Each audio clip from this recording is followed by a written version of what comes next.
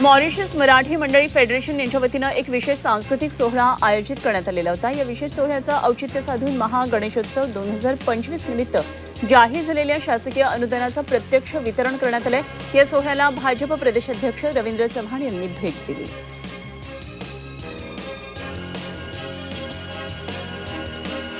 येवला तालुका खरेदी विक्री संघाच्या चेअरमनपदी मच्छिंद्र थोरात यांची बिनविरोध निवड करण्यात आली। निवडीनंतर संघाच्या सभागृहामध्ये सर्व संचालक मंडळाच्या वतीनं मच्छिंद्र थोरात यांचा सत्कार करण्यात आला।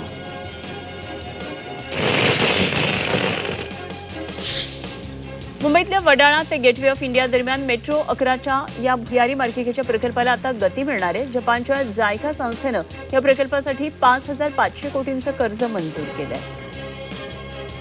प्रभादेवी रेल्वे पूल इथला उर्वरित गर्डर हटवण्यासाठी मध्य रेल्वेकडून ब्लॉक घेतला जाणार आहे। प्रवाशांना याचा त्रास सहन करावा लागू नये यासाठी 24 तासांचा रात्रकालीन ब्लॉक 6 टप्प्यामध्ये विभागण्यात आला आहे। या ब्लॉक दरम्यान दादर स्थानक ते छत्रपती शिवाजी महाराज टर्मिनस दरम्यानची संपूर्ण रेल्वे सेवा ही तात्पुरती स्थगित राहणार आहे।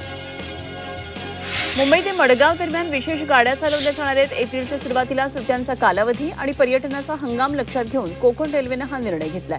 या विशेष गाड्यांमुळे प्रवाशांना मोठा दिलासा मिळणार आहे। ठाणे परिवहन विभागाच्या ताफ्यामध्ये वर्षभरात 370 नव्या बसेस येणार आहेत। यामुळे परिवहन विभागाच्या ताफ्यातील बस गाड्यांची संख्या 777 इतकी होणार आहे। यामध्ये 100 ई बस आणि 10 डबल डेकर बसचा समावेश आहे। मात्र असं असलं तरी शहरातल्या लोकसंख्येच्या मानानं टीएमटीच्या ताफ्यामध्ये 573 बस गाड्यांची कमतरताच असल्याचं समोर आलं आहे। सांगलीच्या कासेगावमध्ये जयंत हिंदकेसरी बैलगाडा शर्यतीचं आयोजन करण्यात आलं। रामनवमीच्या निमित्तानं भव्य बैलगाडी शर्यती पार पडणार आहेत आणि विशेष म्हणजे यावेळी सहभागी बैलगाडी चालक आणि शर्यती पाहण्यासाठी येणाऱ्या महिलांना मोफत हेलिकॉप्टर राईड आयोजित करण्यात आली। पुणे जिल्हा परिषद विषय समित्यांच्या सभापती निवडीसाठी 2 एप्रिल ही तारीख निश्चित करण्यात आली आहे। सकाळी 11 ते 1 दरम्यान उमेदवारी अर्ज दाखल केले जाणार आहेत। दुपारी 3 वाजता विशेष सभा होईल। अर्जांची छाननी आणि अर्ज माघारीनंतर निवड प्रक्रिया पार पडणार आहे। जालना जिल्हा परिषदेच्या शाळा खासगी संस्थांना भाडेतत्वावर देण्यात येणार आहेत। जिल्ह्यातल्या 18 शाळा या सामाजिक संस्थांना भाडेतत्वावर दिल्या जाणार आहेत। जिल्हा परिषदेच्या मोकळ्या जागांवर शॉपिंग कॉम्प्लेक्स उभारण्यात येणार आहे। सोलापूरच्या सिव्हिल हॉस्पिटलमध्ये नवीन MRI मशीन उपलब्ध होणार आहे। आमदार देवेंद्र कोठे यांनी मुख्यमंत्र्यांकडे याबाबतची मागणी केलेली होती। रुग्णांना MRIसाठी खासगी हॉस्पिटल्समध्ये जावं लागत होतं, त्यामुळे हा निर्णय घेण्यात आला आहे। मुंबईला पाणी पुरवठा केला जाणाऱ्या 7ही धरणांमध्ये पुरेसा पाणीसाठा उपलब्ध आहे। मात्र तरी देखील मुंबईतल्या काही भागांमध्ये पाणी टंचाई निर्माण झाली आहे। योग्य पाणी पुरवठ्यासाठी प्रशासनाचं नियोजन नसल्याचा आरोप केला जातोय।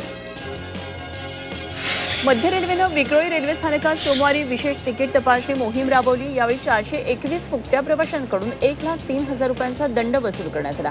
प्रवाशांची मोठ्या प्रमाणावर होणारी गर्दी लक्षात घेता ही मोहीम विशेष पथकांच्या माध्यमातून पार पडली।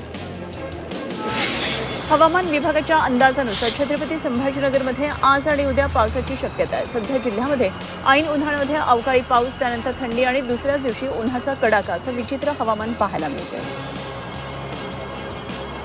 अकोला शहरात अवैध सावकारी विरोधात प्रशासनानं मोठी कारवाई केली आहे। पोलिसांनी शहरातल्या 16 ठिकाणी छापे टाकले।